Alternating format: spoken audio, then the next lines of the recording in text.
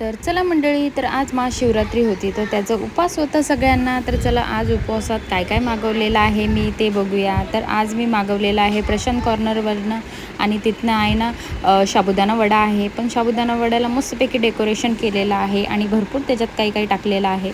तर त्याच्यात काजू पण टाकलेले आहेत आणि खोबऱ्याचं थोडंसं पावडर टाकलेलं आहे वरनं.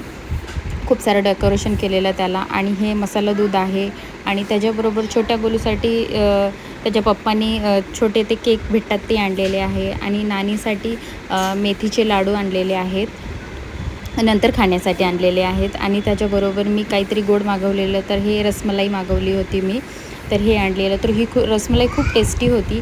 आणि चला तर मी आता प्लेट वाढत आहे, तर चला बघूया तर त्याच्यात काय काय बनवलेलं आहे. तर त्याच्याबरोबर भगर बनवलेला आहे. भगर खूप छान बनवलेला आहे आणि त्याच्याबरोबर तळलेल्या मिरच्या, तळल्यात मिरच्या आम्ही कारण की माझ्या बाबांना तळलेल्या मिरच्या खूप आवडतात भगर बरोबर खायला, तर त्याच्यामुळे ते बनवलेलं आहे.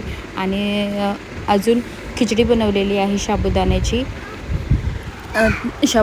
खिचडी बनवलेली आहे आणि त्याच्याबरोबर वडे पण बनवलेले आहे. तर आई माझी खूप ओरडत होती, बोलत होती बाहेरनं पण वडे मागवलेत आणि घरी पण बनवलेत, तर काय गरज होती मागवायची. तर मी मागवलं होतं. आणि त्याच्याबरोबर शेंगदाण्याची कढी पण बनवलेली आहे.